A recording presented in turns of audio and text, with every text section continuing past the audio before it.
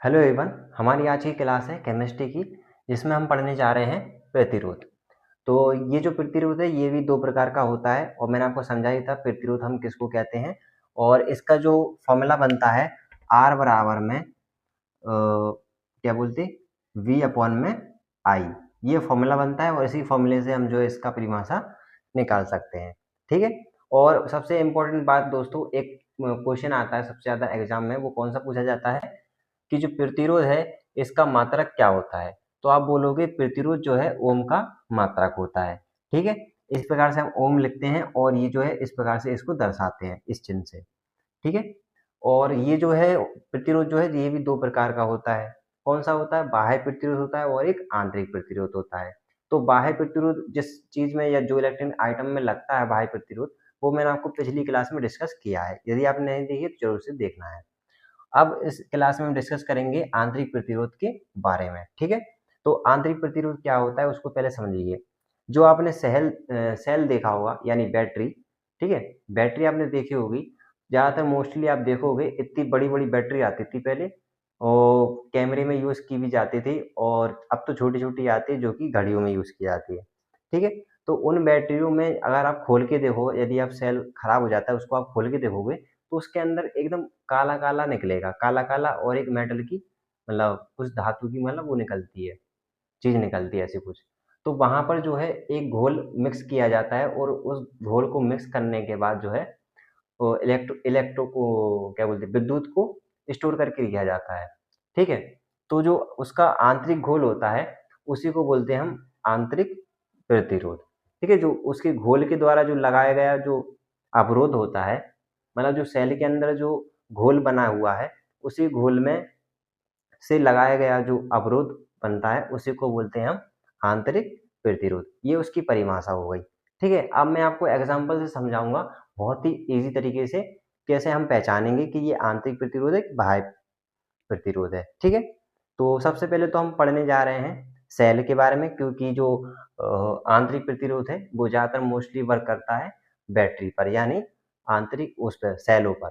ठीक है। तो ये सेल भी कई प्रकार के होते हैं। सबसे पहले मैं आपको पढ़ाऊंगा सेल के प्रकार। ठीक है। सेल के प्रकार, तो सेल जो है ये दो तीन प्रकार का होता है। पहला तो अपना होगा प्राथमिक सेल। ठीक है। और दूसरा होगा द्वितीय सेल। द्वितीय सेल होगा। ठीक है। पहला है प्राथमिक सेल और दूसरा है द्वितीय सेल। तो प्राथमिक सेल कौन से होते हैं और द्वितीय सेल कैसे होते हैं मैं आपको बताता हूँ एग्जांपल। आपने देखा होगा हम घड़ी घड़ी लेने जाते हैं तो घड़ी में सेल लगा आता है।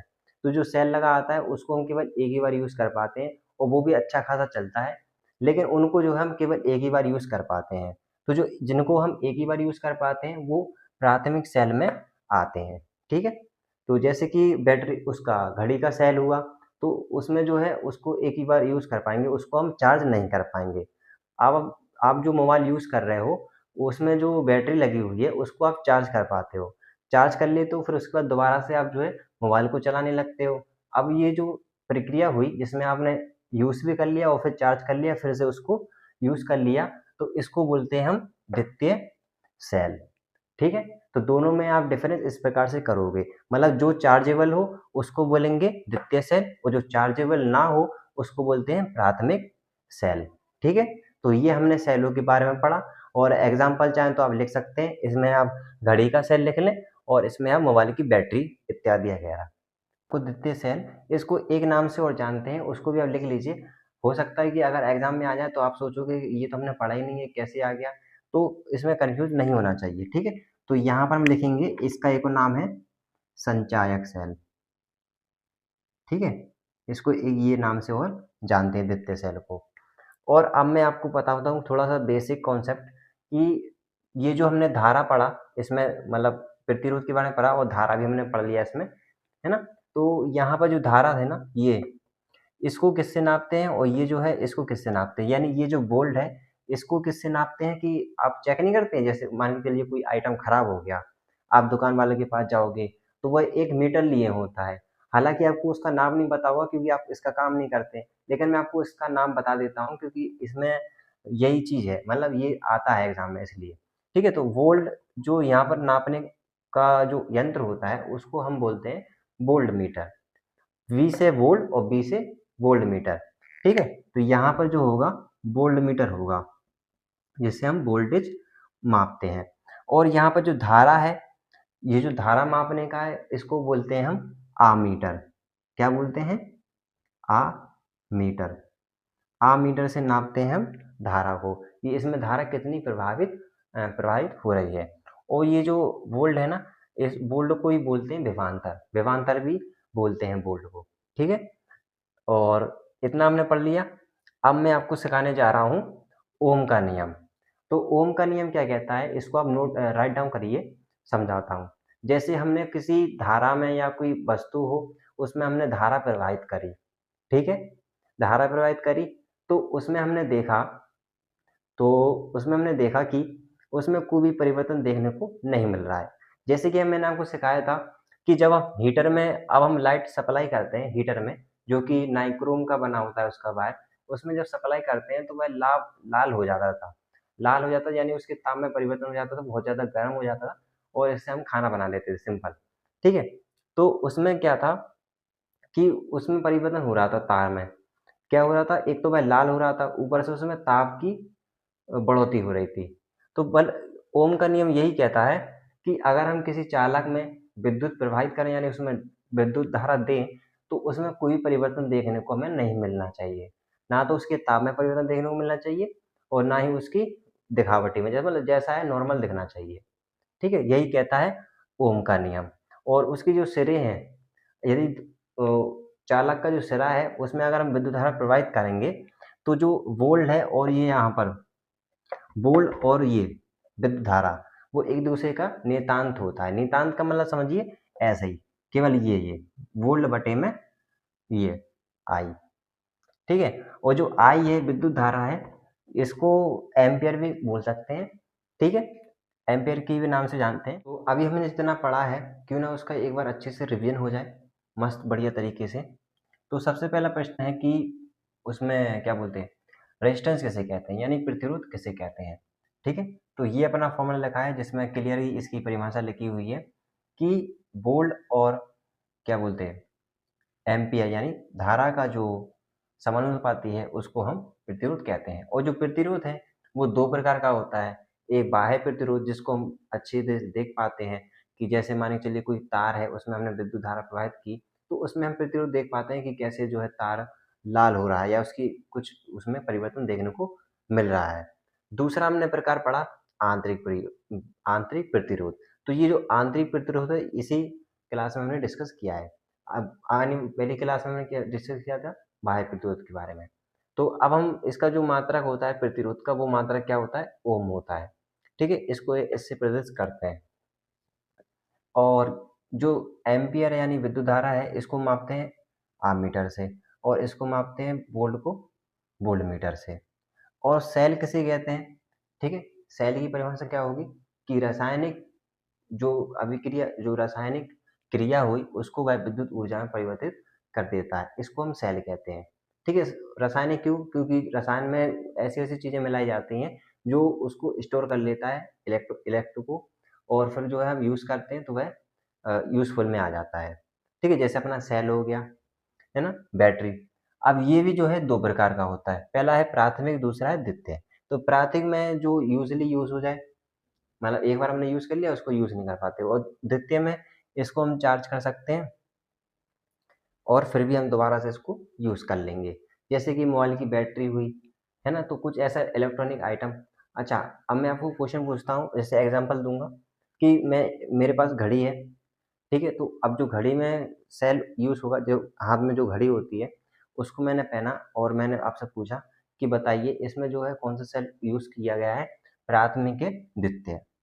ठीक है, तो इसमें जो अपना आंसर होगा वो होगा प्राथमिक सेल, क्योंकि उसमें भी एक ऐसा सेल होता है जो कि हम एक बार लगाते हैं और उसको निकाल लेते हैं। अच्छा, एक बच्चा कहता है कि सर यहाँ पर जो है मेरा जो है द्वितीय होगा, क्यों? क्योंकि अभी जो आजकल की घड़ी देखने को मिल रही है वो चार्जेबल भी आने लगी है। तो इसमें अब वो होगा स्मार्ट वॉच कहते हैं जिसको हम, वो चार्जेबल वाली है, तो वो भी आ जाएगा इसमें द्वितीय। यानी अब उसके बाद आता है अपना, मैंने एक यहाँ पर शब्द लिखा है विशिष्ट प्रतिरोध। तो इसका जो मात्रक होता है ओम गुणे में मीटर, जो अलग बताता है अपनी विशेषता को, जिसमें इसमें मीटर भी जुड़ जाता है। अब मैं एक चीज आपको पढ़ाने जा रहा हूँ, वो है धारा, धारा और क्या है, नियंत्रण, है ना, धारा नियंत्रण। तो इसके जब नाम से अपन को पता चल रहा है धारा नियंत्रण, यानी धारा को नियंत्रण कर लेना। अब गर्मी का सीजन है या सर्दी का जब सीजन आता है, जब फैन वगैरह चलाते हैं, तो घरों में क्या होता है, स्विच के बगल में एक गोल गोल वो दिया होता है स्विच, जिससे पंखे को हम कंट्रोल कर पाते हैं मध्य तेज के लिए, है ना। तो मध्य तेज के लिए उसमें क्या कंट्रोल होता है, धारा कंट्रोल होता है, जिसको हम धारा नियंत्रण उपकरण कहते हैं। ठीक है, तो जिससे हम जो धारा को कंट्रोल कर सकते हैं, कम दे सकते हैं और ज़्यादा भी देख सकते हैं, जिसको हम धारा नियंत्रण कहते हैं। तो अब यहाँ पर हमने इतना समझा। अब हम समझने वाले हैं कि जब हम किसी उपकरण में जब धारा देते हैं, हो सकता है कि वो आइटम जो है खराब हो जाए। तो यहाँ पर हमने यूज़ किया था धारा नियंत्रण का। इसे तो हम ये यूज़ कर सकते हैं कि भाई हमें को ज़्यादा बिजली की आवश्यकता है या कम की आवश्यकता है, तो इससे हम नियंत्रण कर सकते हैं, मतलब हमें ज़्यादा हवा खानी है फैन की या कम खानी है, तो ये तो हमें नियंत्रण के लिए है। और यदि उपकरण है अपने पास कोई और वह क्या बोलते हैं उससे खराब हो जाए, बिजली बहुत तेज आती है, ज़्यादा आती है, मैंने आपको प्रतिरोध में पढ़ाया था कि क्या होता है, जब ट्रांसफार्मर से लाइट आती है तो उसका जो वोल्टेज है ऊपर नीचे होता है। ऊपर कभी कभी ये भी होता है कि बहुत ज़्यादा वोल्टेज आने लगा है, ठीक है, तो जिससे क्या है उपकरण खराब होने की संभावना बढ़ जाती है। जब उपकरण इलेक्ट्रॉनिक आइटम जो होते हैं उनको खराब होने की संभावना बढ़ जाती है, तो फिर क्या हुआ, उसका फ्यूज, वो फ्यूज का एक निर्माण हुआ, जिससे कि जो है हमारे इलेक्ट्रॉनिक आइटम बचे रहें। जैसे फ्यूज तार हुआ या फ्यूज जो, मतलब इतना इतना सब होता है, इतना सा उपकरण रहता है फ्यूज वाला, जो कि हम इंस्टॉल कर देते हैं, लगा देते हैं इलेक्ट्रॉनिक आइटम में। वो लगाने से ये होता है जो इलेक्ट्रॉनिक आइटम होते हैं उनको अगर फ्यूज होने से, मतलब खराब होने से बचाता है।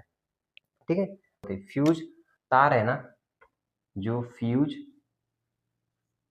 तार, ठीक है, तो यहाँ पर जो है फ्यूज तार का यूज़ किया जाता है या फ्यूज किट का यूज़ किया जाता है, जैसे कि हमारे इलेक्ट्रॉनिक आइटम अच्छी प्रकार से सुरक्षित बने रहे, मतलब खराब ना हो। ठीक है, तो यहाँ पर जो इसका जो फ्यूज तार है वो किस चीज़ का बना होता है ना, कि हर आइटम जो किसी न किसी चीज़ का मिलकर बना होता है। जैसे कि हमने तार के बारे में पढ़ा था, एल्यूमीनियम का तार भी होता है, चांदी का भी तार होता है ना, तो इसी प्रकार से ये जो फ्यूज तार है ये किस चीज़ का बना होता है, ये मैं आपको बता देता हूँ। ठीक है, ये पूछा जाता है। तो जो फ्यूज तार है वो 3 धातुओं को मिलाकर बना होता है, मतलब 3 उपकरणों को। पहला तो अपना कॉपर हुआ, दूसरा अपना शीशा हुआ और तीसरा अपना टीन हुआ।